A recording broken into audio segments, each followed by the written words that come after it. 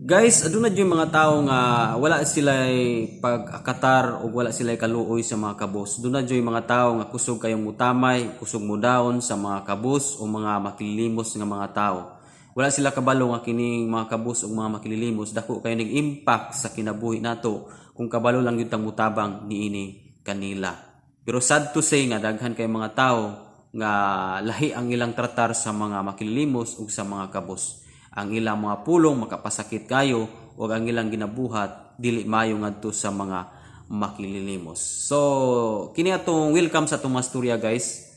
Ang atong mga storya nga naka-upload sa atong channel maghatag kini nimo og dagkong moral lesson sa kinabuhi.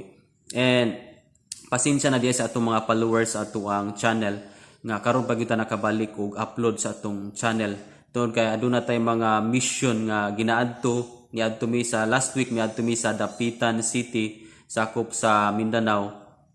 Dunay mission nga amo ang giadto dito. So karon pa kita nakabalik sa ato ang sambingay ug sa ato mga live topic sa ato ang channel.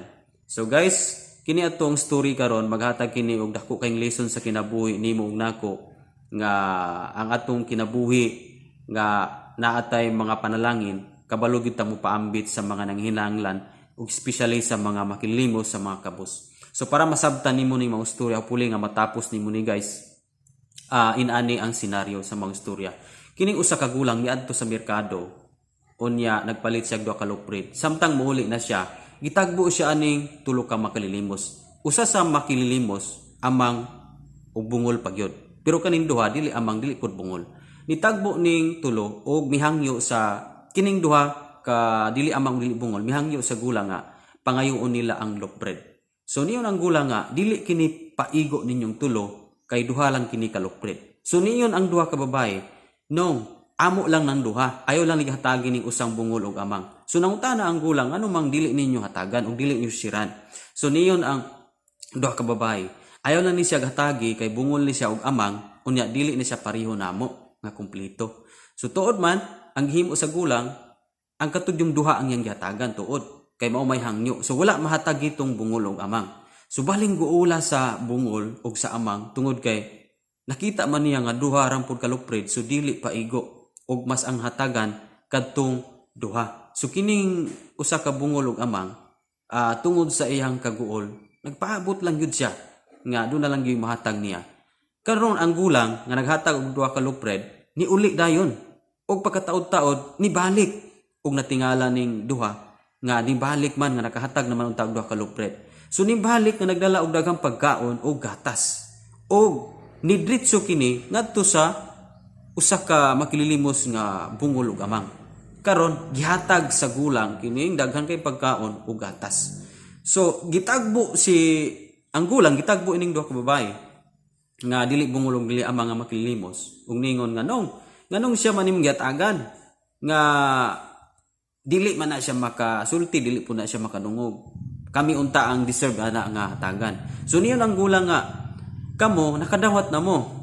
Gitagaan na tamog duha kaluptag sa mo kalupred unya kini gusto ninyo nga dili siran. Apan naluoy ko nining maong makililimos busa gikuhaan ako ni siya pagkaon nga mas labaw pa sa inyo nga nadawat.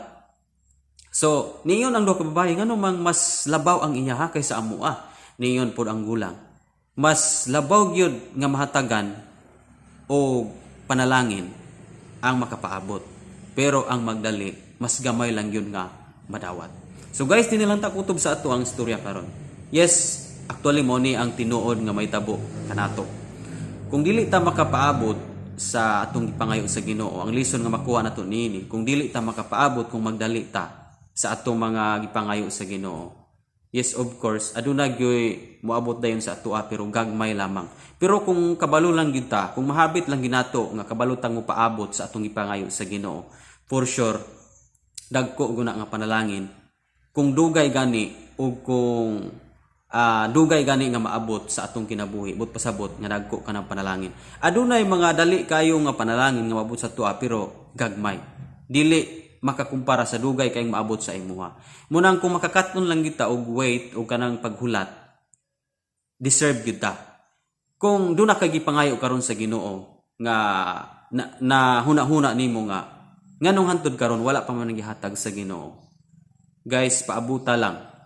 No, wala na nagpasabot nga dili ka deserve tungod kay wala ihatag sa Ginoo nimo karon.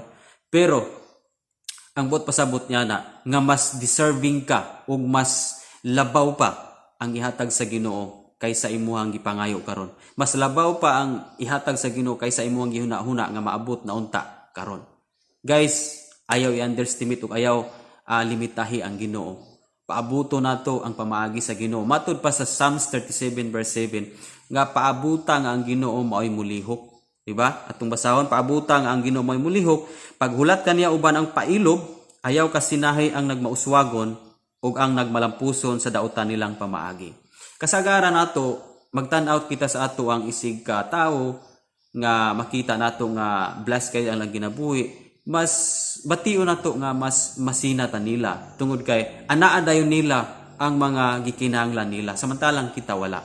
Pero kung ato ning sabto ning maong bersikulo Psalms 37 verse 7 nga paabuta ang Ginoo nga moy mulihok uban ang pailob kay niingon siya ayaw kasinahi ang mga nagmauswagon og namalampuson sa dautan nilang pamaagi. Yes, of course dunay mga dali kayo nga mga panalangin sa makita nimo sa palibot ng mga tao, pero wa po kakabalo kay basin ka ng maong mga panalangin nga niabot nila, nakuha po na nila pinaagi sa limbo nga pamaagi. Diba? So dili po maayo nga magdali ta nga nakalimbong hinuon ta. Nakakuha tas mga panalangin, dali to nato nakuha, pero naapod ang limbong. Abi nimo guys, kung magkaon kita og limbong, matud pa sa pulong sa Ginoo. Kung magkaon kita og linimbungan, maangin sa katalagman ug maangin ang atong tibuok banay sa atong mga linimbungan. So dili pwede nga kita magakaon kita og linimbungan. Sagdi lang kung dugay nimong paabot ang imuhang gipangayo nga kauswagan sa Ginoo o kalampusan sa Ginoo. Kay wala na nagpasabot nga wala ka palangga, wala ka tubaga sa Ginoo. Pero giandam sa Ginoo ang para sa imuha nga mas dako pa sa imong gihuna-huna. Guys, kabalo lang kita mo pailob, dagko gyud ang mga panalangin nga giandam sa Ginoo sa atoa. Okay, gites lang ang ato ang pailob, ang ato ang pasensya kung kasaligan bata. Okay, once nga masuta ang atong pailob, ang ato ang pasensya mo madevelop kini sa atong kinabuhi. Deserve kita og piyalan gyud ta sa dagkong mga panalangin nga gitagana sa Ginoo sa atoa. Busa ayaw ka discourage kung ang imong gipangayo karon wala paghihatag sa Ginoo. Kay maamis lang ka moabot ang panahon nga masubla pa man diay ang gihatag sa Ginoo kaysa imong gipangayo. Inana ang mahitabo sa tawo nga kabalong muhulat sa pamaagi sa Ginoo. So guys, di na lang takutob sa ato ang sambingay. Hopefully nga na bless ka o kung na doon na kayo nakatunan nga mga lesson sa ato ang istorya karon, paki-comment sa atong comment section. And be sure guys nga nakasubscribe ka sa ato ang channel para updated ka sa daghan natong mga storya o sambingay sa Kristohanon. Actually, daghan natong mga storya guys. Kung doon na kay panahon, paki-visit lang sa ato ang mga storya diha sa Ubos. Daghan na kay tambor or less 100 plus ng atong mga sambingay, mga storya nga daghan kaayong lesson sa kinabuhi.